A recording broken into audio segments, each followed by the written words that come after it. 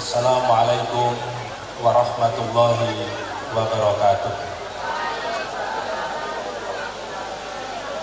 Bismillah, alhamdulillah, wasyukurulillah ala nikmatillah, wala hawla wala quwwata illa billah. Allahumma salli wa sallim ala sayyidina Muhammad wa ala alihi wa ashabihi ajma'in, amma ba'du.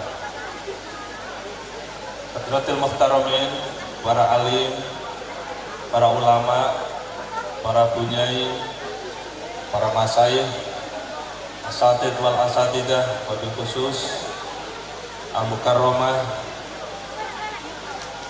ketua majelis pengasuh pondok pesantren Yayasan Khairiyah Hasim, Ibu Nyai Hajah Mahsunah Faruq, dan yang terhormat Ibu Nurlaili Rahmah selaku Direktur Madrasah di lingkungan Yayasan Khairiyah Hasim, seluruh dzurriyyah dari Ibu Nyai Khairiyah Hasim, dan yang saya muliakan pengurus yayasan yang dalam hal ini diwakili oleh Gus Ali Faisal, begitu pula dari dzurriyyah Pak Haji As'ari, ini kawan saya di Yayasan Pendidikan Ma'arif Singosari, sama-sama di Dewan Pembina. Para guru saya, ini hadir guru saya Pak Tain nih, Pak Mustaqim, ini guru khot saya dulu. Beliau awet muda, wajahnya dulu sampai sekarang nggak berubah, ya seperti itu. Karena orang khot, orang seni itu biasanya memang awet muda. Yang saya muliakan para wali wisudawan, nyuwun sewu saya tidak mengutarakan wisudawati, karena nanti kalau diplesetkan nggak bagus kata wati itu. Para wisudawan yang saya banggakan, hadirin hadirat rahimakumullah, kita bersyukur pada Allah Subhanahu wa Ta'ala di siang hari ini, yaitu suasana yang cerah, secerah masa depan alumni pondok pesantren sebelah. Ini menandakan bahwa sebuah khidmah yang dilakukan oleh Yayasan Khairiyah Hasim yang bisa mengantarkan putra-putri menjadi putra-putri yang hebat.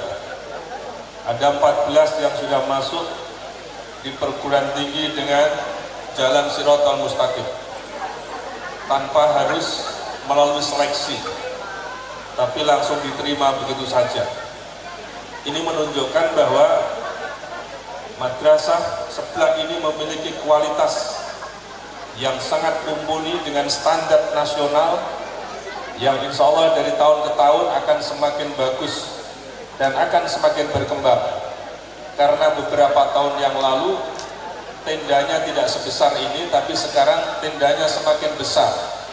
Ini berarti menunjukkan bahwa ada tanda-tanda kemajuan di lingkungan Yayasan Khairiyah Hasim. Salatullah wassalamu kita limpahkan pada junjungan kita Nabi Muhammad Rasulullah Sallallahu Alaihi Wasallam wa ala alihi wa ashabihi ajmain. Ibu dan bapak sekalian yang dirahmati oleh Allah, saya berdiri di sini sudah beberapa kali di event wisuda. Mudah-mudahan tahun yang akan datang nanti bisa berganti alumni lagi yang lain yang punya reputasi nasional bahkan internasional. Setiap tahun dihadirkan alumni-alumni hebat. Mudah-mudahan saya nanti akan mendapatkan giliran lagi 10 tahun yang akan datang atau 20 tahun yang akan datang, karena pesantren sebelah ini telah mengidentifikasi alumni-alumni yang hebat, bukan hanya dari lingkungan pendidikan, tetapi juga bisa jadi dari birokrat, dari politisi, bisa jadi dari seorang ekonom, seorang budayawan dengan berbagai macam latar belakang, sehingga sesungguhnya yang dijadikan sebagai kebanggaan alma mater bukan semata-mata gedung, bukan semata-mata lingkungan, bukan semata-mata gurunya, tetapi yang dibanggakan adalah alumni yang bisa menorehkan sebuah prestasi di dalam membangun budaya dan peradaban, bukan hanya pada kalangan nasional, tapi sudah pada kalangan internasional. Maka Bunyai, terus terang saya ini suka silaturahmi. Ketika saya berada di Jawa Tengah, saya mampir di beberapa teman alumni sebelah. Satu kelas saya dulu. Sekarang ada yang menjadi anggota dewan, ada yang menjadi ekonom, ada yang menjadi budayawan, bahkan ada yang menjadi kiai pondok pesantren. Andai kan alumni-alumni ini nanti bisa dihimpun, akan menjadi kekuatan besar dalam pengembangan Yayasan Khairiyah Hasyimi. Maka dari itu saya sangat optimis, karena terus terang ketika saya dulu sekolah di Madrasah Aliyah sebelah ini biasa-biasa saja, bukanlah sesuatu hal yang sangat istimewa buat saya dalam arti di kelas, tapi masih ada yang lebih hebat daripada saya. Saya adalah siswa yang nilainya pas-pasan, kira-kira banyak syafaatnya, kira-kira juga. Tapi karena kita ini tetap tawadhu dan kita mengakui atas keberkahan pesantren itulah, karena doa para kiai, para bunyai, para asatidzah yang luar biasa, yang itu selalu mengiringi kita semua di dalam gerak langkah kita di dalam menuju satu tujuan yang hebat itu sendiri. Maka dari itu, apa keberkahan itu sesungguhnya? Keberkahan itu sesungguhnya adalah apabila ada tanda-tanda ziyadatul khair. Kalau hidup kita ini semakin bertambah kebaikan kita, kebaikan dalam interaksi, kebaikan dalam sistem komunikasi, kebaikan dalam membangun sebuah relasi, kebaikan di dalam ibadah kepada Allah Subhanahu wa Ta'ala, kebaikan di dalam membangun hablum minan nas, kebaikan di dalam membangun husnul muamalah. Ini semuanya adalah merupakan sebuah investasi yang luar biasa, dan ini adalah menjadi tanda dari barokah itu sendiri yang disebut dengan ziyadatul khair. Kalau ada tanda-tanda ini, berarti hidup kita itu berkah. Tapi kalau ada tanda-tanda hidup kita dari hari ke hari, dari waktu ke waktu, tidak semakin baik, tapi semakin merosot, berarti hidup kita tidak berkah. Maka keberkahan ini tidak bisa diilustrasikan. Keberkahan adalah bermuara dari hati. Keberkahan adalah bermuara dari sikap dan perilaku manusia. Keberkahan dari pola pikir manusia yang selalu menebarkan berbagai macam kebajikan-kebajikan. Dan insya Allah, karena alumni pesantren ini bukan sekedar memiliki ilmu pengetahuan dan teknologi, tetapi mereka insya Allah dibekali dengan moralitas dan akhlakul karimah. Moralitas dan akhlakul karimah inilah yang sesungguhnya menjadi pilar penting di dalam membangun budaya dan peradaban, di dalam membangun birokrasi, di dalam membangun institusi, di dalam membangun kehidupan budaya, kehidupan seni, kehidupan politik, dan lain sebagainya. Moral adalah menjadi landasan utama, dan itu sesungguhnya adalah dimiliki oleh basis pesantren, di mana pesantren itu berada, lebih-lebih di Yayasan Khairiyah Hasyimi.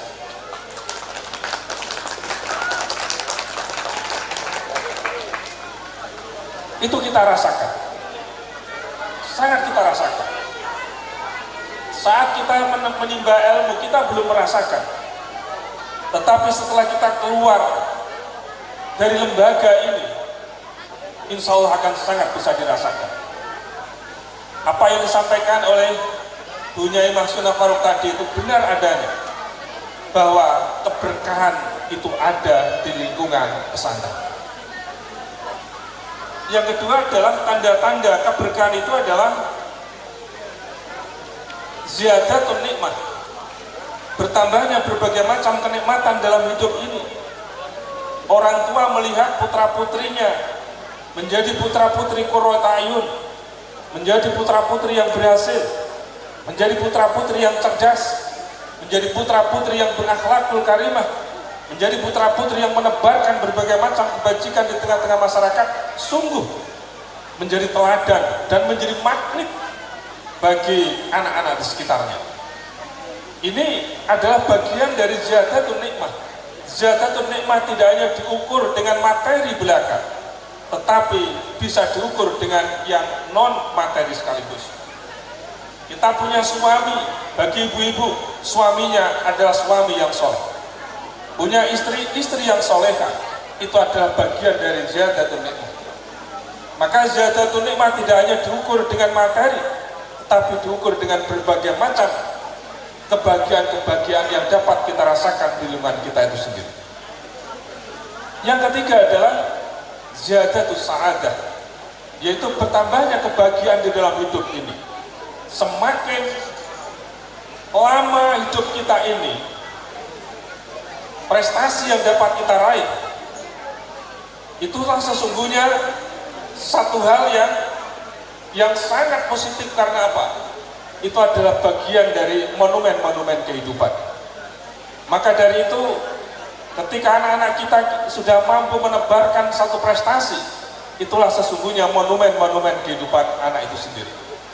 Ketika anak bisa menciptakan sebuah organisasi, yang organisasi itu bisa melejit, bisa mampu mempengaruhi orang lain, maka disitulah kebahagiaan tersendiri. Ini tahadus bin nikmah, Bapak Ibu sekalian. 2014 saya ditunjuk menjadi rektor Unisma. Pada saat itu mahasiswa Unisma baru sekitar 6.000. Tapi alhamdulillah saat ini saya sudah tahun ke-9 menjabat sebagai rektor Universitas Islam Malang. Mahasiswa Unisma sudah mencapai 17.000. Itu berarti ada ziyadatul khair, ziyadatul nikmah, dan ziyadatul sa'adah. Mungkin suatu saat Bunyai kemarin kapan hari sudah datang ke Unisma. Bagaimana saat itu gedung-gedung Unisma seperti gedung-gedung pada tingkat sekolah dasar.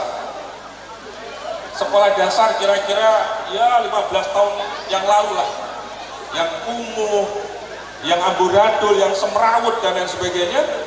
Tapi sekarang sudah gedung-gedung mencakar langit, lantai 7, lantai 9, dengan lingkungan bersih dan lingkungan yang indah, bagaikan hotel berbintang 5. Ini ditorehkan oleh salah satu alumni pesantren Tebu Ireng. Tapi harus ingat, keberhasilan seseorang bukanlah aku, tapi kita. Gak ada orang yang paling hebat kecuali kebersamaan. Maka dari itu anak-anak sekalian, berada di mana saja, tebarkan kebaikan-kebaikan itu dengan sesama teman sekaligus. Karena apa? Ucapan Anda adalah magnet bagi teman saudara. Kalau ucapannya menyakitkan, tentu dijauhi oleh mereka. Tapi ketika ucapannya itu begitu mengandung kebaikan, mengandung kebersamaan, mengandung berbagai macam kebahagiaan, maka dialah yang akan menjadi magnet di dalam kehidupan ini. Maka ketika nanti saudara berhasil, bukan lagi bicara saya dan aku, tapi keberhasilan adalah kita bersama. Maka selalu saya katakan di kampus Unisma bisa mencapai gemilang perguruan tinggi papan atas pada level nasional. Kita sejajar dengan perguruan tinggi hebat dari si ranking. UGM misalnya saja, ITB, IPB, UNER, ITS dan lain sebagainya. Kita masuk 50 besar perguruan tinggi papan atas tingkat nasional, negeri dan swasta. Dari 4.593 perguruan tinggi negeri dan swasta tingkat nasional. Ini bukan pekerjaan yang mudah, tapi apa artinya Mas Kuli tanpa didukung dengan yang lain?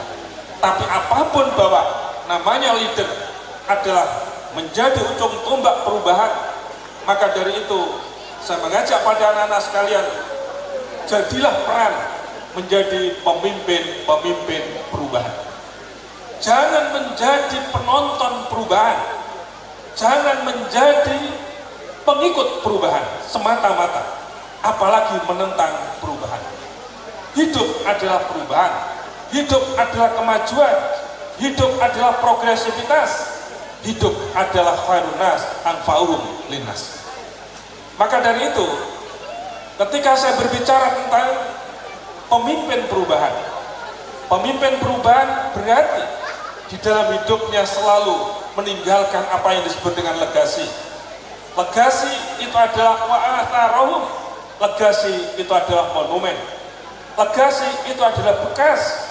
Ketika anak-anak nanti sudah keluar dari perguruan tinggi misalnya saja, atau pada saat dia menjadi mahasiswa, dia menjadi siswa, dia memiliki prestasi-prestasi yang hebat, selalu menjadi ambasador, selalu menjadi utusan, menjadi duta Yayasan Khairiyah Hasyim ini. Sampai kapanpun Anda akan dikenang oleh Yayasan Khairiyah Hasyim ini. Karena apa?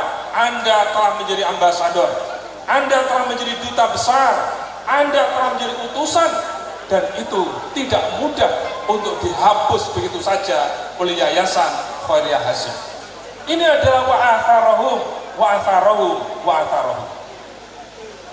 Legasi yang harus dibangun adalah legasi dan legasi.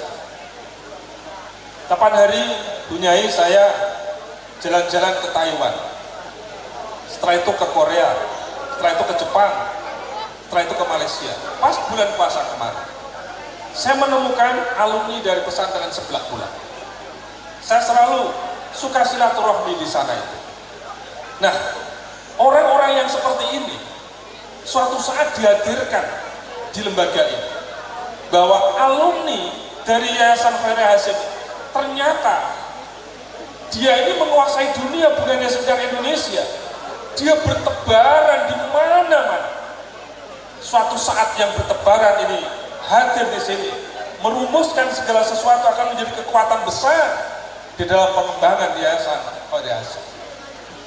Yang kedua, menjadi pemimpin perubahan, dia selalu memiliki kreativitas dan inovasi. Sebagai seorang siswa, sebagai seorang mahasiswa, kreativitas dan inovasi menjadi tolok ukur kemajuan. Tetapi tidak serta-merta kreativitas dan inovasi hadir tanpa membangun imajinasi, tanpa membangun inspirasi. Imajinasi dan inspirasi itu akan kita peroleh apabila kita mendapatkan berbagai macam pengalaman, dan pengalaman yang sangat beragam, baik dari si latar belakang agama, latar belakang suku, latar belakang adat istiadat, latar belakang daerah, semuanya akan bisa membentuk pola pikir kita, dan pada akhirnya kita akan menjadi leader, akan menjadi orang yang memberi wawasan makro di dalam pengembangan diri dan pengembangan kehidupan bermasyarakat, berbangsa, dan bernegara. Kreativitas dan inovasi saat ini menjadi sesuatu hal yang sangat dinanti-nanti. Apalagi Menteri Pendidikan dan Kebudayaan Ristek, orientasinya sekarang adalah kreativitas dan inovasi. Maka guru-guru madrasah di lingkungan Yayasan Khairiyah sebelah ini, maka sungguh hebat apabila kreativitas dan inovasi selalu dibangun. Keluar dari zona nyaman, dia suka masuk pada dunia baru, out of the box, keluar dari zona nyaman. Karena ini adalah menjadi bagian dari tantangan kehidupan. Selama kita suka keluar dari zona nyaman inilah kemajuan akan bisa kita raih. Tetapi selama kita mempertahankan zona nyaman ini, maka kita sulit untuk bisa bersaing, berkompetisi dengan lembaga-lembaga yang lain. Ini bagian dari inovasi. Kemudian yang ketiga adalah mengubah mindset. Mengubah mindset, mengubah cara berpikir, cara pandang, cara kita melihat segala sesuatu tentu dari berbagai macam perspektif. Kita melihat segala sesuatu harus kita lihat dari berbagai macam perspektif. Dan untuk menuju berbagai macam perspektif hanyalah dengan ilmu pengetahuan. Maka Rasulullah memberikan pesan pada kita semuanya, likulli syai'in thariqun wa thariqul jannah al-ilmu. Segala sesuatu ada jalannya, dan jalan menuju surga, surga dunia maupun surga akhirat adalah dengan ilmu. Maka ilmu ini yang membekali manusia. Apakah ilmu teknologi informasi, ilmu ekonomi, ilmu pendidikan, ilmu budaya, ilmu agama, ilmu pemerintahan, dan lain sebagainya, ilmu yang menjadikan manusia memiliki wawasan luas.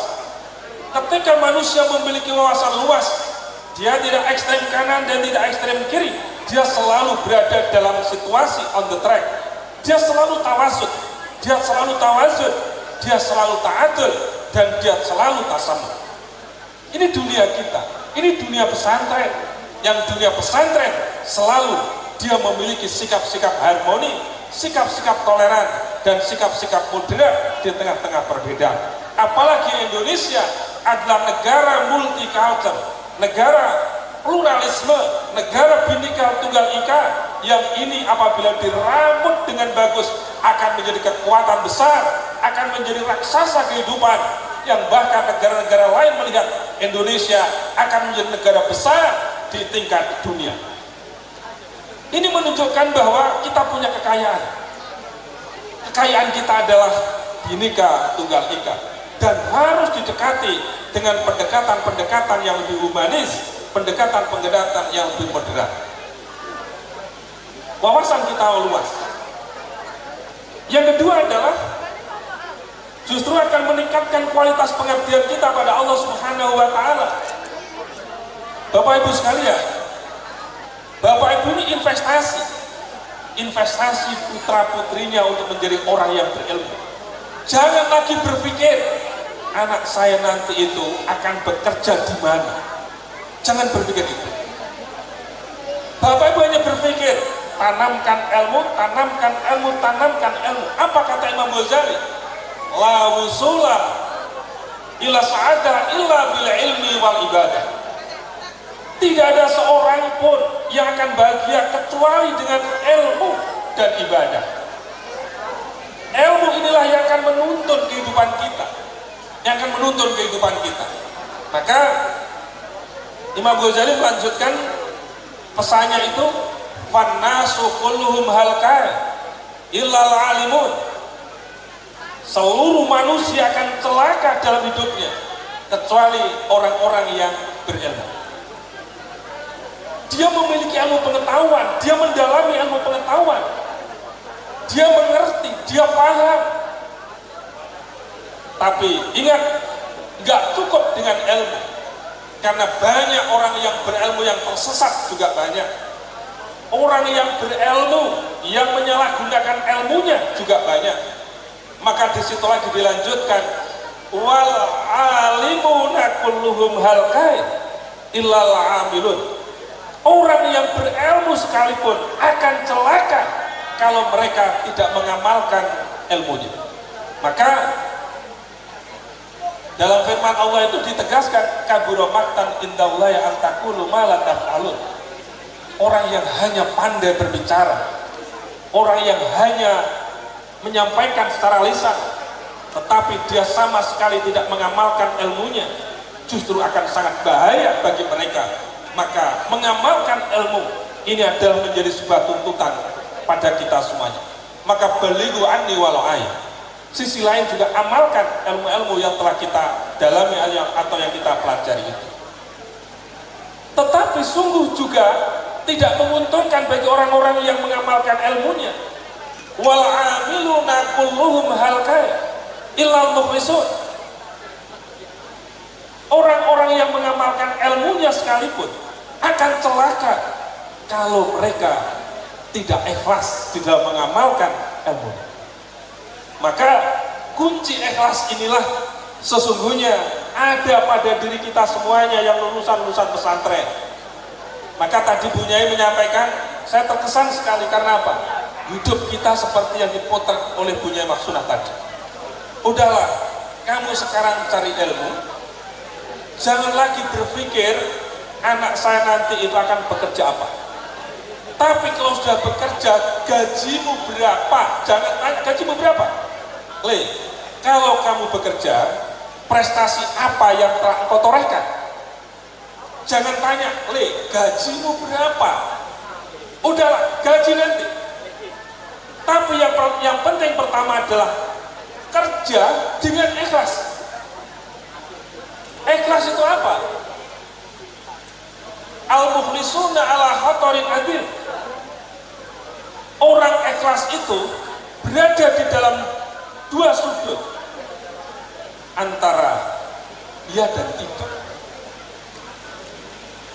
Misalnya begini, kita ini Nuwun Sewu ini sebetulnya contoh yang lebih mudah lah. Ketika kita membuang kotoran, kan nggak mungkin kemudian dilihat-lihat, kan nggak mungkin. Buang kotoran ya sudah langsung dibuang itu saja, nggak ada yang ingin itu nanti ambil lagi, nggak ada itu. Nggak ada itu. Udah ikhlas lepas itu. Masofa anjamil afat. Sesuatu yang bersih, sesuatu yang murni dari berbagai macam kotoran dalam hati kita, lepas dalam hati kita. Gak lagi eman, gak lagi kita akan dapat apa, enggak, lepas saja, lillah, karena Allah Subhanahu wa ta'ala. Maka selalu saya katakan, di dalam dunia pendidikan terutama, apa arti seorang yang intelek? Apa arti seorang yang rasionalis di dalam mengembangkan jati dirinya sebagai seorang ilmuwan, sebagai seorang intelektual, kalau dia kering dari berbagai macam hal yang bersifat spiritualitas? Akan tercerabut dari akar kemanusiaan. Tapi ketika manusia mencoba untuk menggabungkan antara rasionalitas, intelektualitas, dan spiritualitas, akan menjadi kokohlah dalam kehidupan kita ini. Spiritualitas inilah yang sesungguhnya akan membangun keberkahan dalam hidup kita, dan itu sulit untuk dinalar. Karena apa? Karena kita spiritualitasnya kokoh. Gimana membangun spiritualitas anak-anak sekalian? Ya Rialdo, puasa Senin Kemis, membangun spiritualitas. Guru-guru di lingkungan Yayasan Khoria Hasim ya ikut puasa, bisa saja puasa Senin Kemis. Siswanya diminta puasa Senin Kemis, gurunya tidak, bisa saja. Ini bagian dari Riyadhah. Nyun Sewu Bu Nyai, saya ini menjadi ketua komite di madrasah, di salah satu madrasah favorit di Kota Malang. Saya wajibkan guru-gurunya, kepala sekolahnya, kepala madrasah puasa Senin Kemis. Setelah guru-guru dan kepala sekolah puasa Senin Kemis, wajibkan siswa-siswinya puasa Senin Kemis. Membangun spiritualitas. Spiritualitas misalnya saja tidak bisa bahasahi lisan kita dengan kalimat-kalimat thayyibah, dengan kalimat tahlil, tahmid, istighfar, sholawat. Sungguh luar biasa. Bangun sholawat. Sholawat inilah yang sesungguhnya menjadi bagian yang tidak terpisahkan. Karena apa? Allah dan malaikatnya saja itu bersolawat kepada junjungan kita Nabi Muhammad Rasulullah Sallallahu Alaihi Wasallam. Inna Allah wa malaikatahu yusholluna ala nabi ya ayyuhalladzina amanu shollu alaihi wa sallimu taslima. Loh, kok kita ini jauh dengan sholawat? Nanti Bu Nyai suatu saat guru-guru kepala madrasah diajak untuk rihlah ilmiah lah di Unisma sana, supaya tahu gimana. Nanti di sana akan kami cas dalam perspektif Unisma. Ada kegiatan spiritualitas apa saja di sana. Walaupun pondok ini tidak jauh dari spiritualitas, Tetapi spiritualitas yang kami bangun adalah spiritualitas yang terstruktur, yang masif kita bangun. Jadi ada level-level yang memang harus kita perkuat di sana.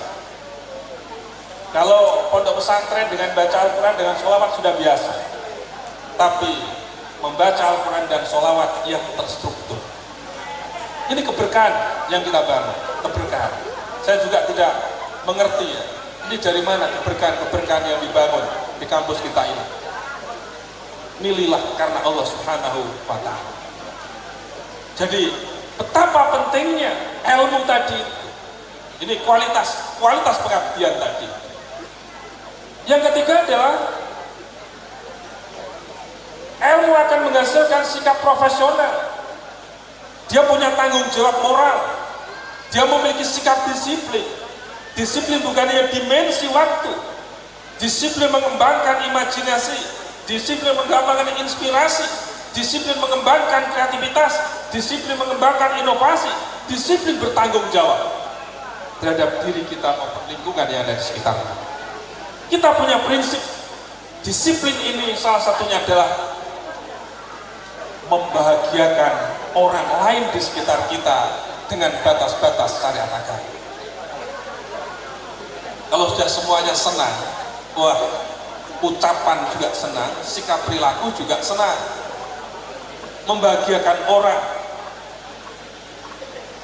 Nanti kalau ditanya kuncinya seperti apa, nanti bicaranya di Unisma punya ini. Kalau saya bicara di sini, saya seperti mengkuliahi orang yang datang ke Unisma.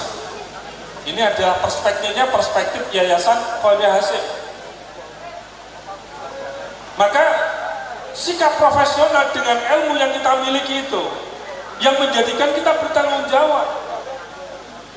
Kita memiliki perencanaan yang matang, memiliki roadmap yang jelas langkah-langkah kita itu. Karena apa? Ilmu. Tapi lebih jauh dari itu adalah ilmulah yang meningkatkan kualitas hidup manusia. Tidak ada orang yang berilmu kemudian miskin, tidak ada. Orang yang berilmu diangkat derajatnya oleh Allah. Tadi ingat saya ingat dengan logo Yayasan Khairiyah Hasyim. Pokoknya kalau saya lihat logonya itu langsung saya nancap dalam hati saya. Di situ ada kalimat yarfa'illahu ladina amanu minkum waladina utul ilma darajat. Selalu mengingatkan kita derajat kita ini karena ilmu, bukan karena status, karena ilmu. Apa artinya status tapi kita tidak bisa memerankan status itu tadi? Statusnya adalah pemimpin perubahan. Maka saya berdoa mudah-mudahan alumni Yayasan Khairiyah Hasyim ini akan menjadi pemimpin-pemimpin perubahan di mana saja dia berada. Dan ini akan menjadi lokomotif perubahan. Maka sekecil apapun peran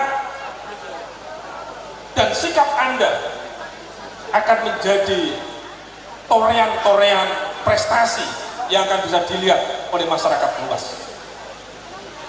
Kualitas hidup manusia meningkat itu karena ilmu, bukan karena status, bukan karena golongan, bukan karena keturunan,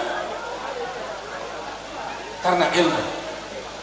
Maka kuasai ilmu itu. Apalagi sekarang ini adalah era di mana era teknologi informasi yang telah masuk ke seluruh penjuru kehidupan manusia. Ingat pada anak-anak sekalian, 2025 hingga tahun 2030 hasil riset dari The McKinsey Institute Internasional akan ada 30 juta rakyat Indonesia yang akan kena PHK. Ini karena apa? Berkembangnya Internet of Things, berkembangnya teknologi informasi. Manusia akan digeser oleh teknologi informasi. Perkantoran-perkantoran nanti tidak perlu menggunakan manusia karena semua sudah menggunakan teknologi digital. Dan ini sudah saya rasakan. Saya punya staf 300. Ini sudah overload, sudah berlebihan. Tapi gimana saya harus mem-PHK mereka, sedangkan mereka punya anak, punya istri, atau punya suami? Nggak mudah. Tapi apapun ketika itu nanti sudah saatnya, mau nggak mau akan kena filter. Yang paling atas prestasinya, keterampilannya, dia akan bertahan. Tapi kalau mereka tidak punya keterampilan dan dia memiliki prestasi yang kurang bagus, mereka pasti akan lepas dari pekerjaannya. Ini contoh. Kami punya dosen hampir 500 dosen. Tapi kalau dosen, ini nggak bisa diganti dengan teknologi informasi. Tapi kalau staf, baik di pemerintahan maupun di swasta, baik di perusahaan maupun di tenaga lembaga pendidikan, ini nanti akan tergantikan dengan mesin. Maka digitalisasi akan menjadi sebuah keniscayaan di era globalisasi seperti sekarang ini, termasuk lembaga pendidikan yayasan Khairul Hasim. Semuanya akan mudah diakses melalui teknologi informasi. Tahadus bin nikmah, kalau sebuah lembaga pendidikan dengan teknologi informasi, informasinya sudah berada di dalam website yang sangat lengkap, dialah akan dikunjungi oleh masyarakat. Tapi kalau kita tidak mempersiapkan itu semuanya, sedikit demi sedikit kita akan gulung tikar. Karena apa? Masyarakat sekarang ini sudah manja melalui teknologi informasi. Maka administrator bagian teknologi harus mempersiapkan sedemikian rupa. Pesantren sebelah harus tetap hidup sampai yaumul qiyamah. Dan ini siapa yang akan melanjutkan? Adalah orang-orang hebat, orang-orang yang mampu beradaptasi dengan lingkungan dan perkembangan zaman. Ketika kita tidak mampu beradaptasi dengan lingkungan dan perkembangan zaman, jangan berharap kita akan tetap survive, karena sekarang sudah banyak dikendalikan oleh teknologi informasi. Yang terakhir, kalau terlalu panjang-panjang malah tidak bagus punya ini. Sedikit tapi kira-kira terkesan lah gitu ya. Kalau banyak-banyak nggak bagus. Yang terakhir, maaf, saya akan lanjutkan lagi tadi. Kalau tadi saya katakan bahwa PHK di Indonesia 2025 sampai 2030 30 juta. Dunia akan mencapai 300 juta PHK besar-besaran antara tahun 2025-2030. Apa yang sekarang harus kita persiapkan adalah ilmu, baik itu soft skill maupun hard skill. Jadi semuanya harus kita persiapkan sedemikian rupa agar supaya apa? Kita akan menjadi pemain, kita tidak dipermainkan. Kita akan menjadi leader, kita bukan penonton. Inilah yang harus kita siapkan anak-anak bangsa kita, wabil khusus di Yayasan Khairul Hasim. Yang terakhir, dengan ilmu meningkatkan kualitas ketakwaan kita pada Allah Subhanahu wa Ta'ala. Kita akan selalu dibimbing oleh ilmu, kita akan diarahkan oleh ilmu, kita akan mendapatkan siraman dengan ilmu. Maka Bapak Ibu sekalian, para wali siswa, ketika kita mengikuti tabligh, majelis-majelis di mana-mana, saat itulah kita mendapatkan satu momentum untuk meningkatkan kualitas iman. Tapi ketika kita lepas dari situ, kadangkala iman kita semakin menurun. Yazidu wa yanqus, kadang bertambah, kadang berkurang. Tapi insya Allah dengan kualitas iman yang kokoh, walaupun dengan berbagai macam terpaan, karena ilmu kita kuat, transnasional mempengaruhi bagaimana Islam yang telah kita peluk selama ini tidak akan mempan, karena Islam adalah damai, Islam adalah rahmatan lil alamin, Islam adalah mengayomi, Islam adalah membimbing, bukan Islam membuat pertentangan. Dengan demikian maka kualitas ketakwaan kita pada Allah Subhanahu wa Ta'ala juga semakin meningkat. Maka dari itu saya mengajak anak-anakku sekalian yang dari MI lanjutkan ke MTS di sini, insya Allah berkah. Yang dari MTS lanjutkan ke Madrasah Aliyah di sini, insya Allah berkah. Apalagi yang menjadi leader ini adalah ya bunyai-bunyai yang kuat menurut saya. Jadi yang selalu riyadhah, yang selalu berada di sini, tidak kemana-mana, dan dibantu dengan asatid wal asatidah yang kokoh, insya Allah akan menjadi anak-anak yang soleh dan solehah. Demikian yang bisa kami sampaikan. Mohon maaf dan suatu hal yang kurang berkenan Bunyai sementara itu, karena memang sudah jam 12, semakin panjang malah semakin tidak masuk dalam pikiran. Tapi kalau sedikit masuk dalam pikiran itu lebih bermakna ketimbang banyak justru meluber-luber. Wal afu minkum wa dhul muwaffiq ila thariq. Assalamualaikum warahmatullahi wabarakatuh.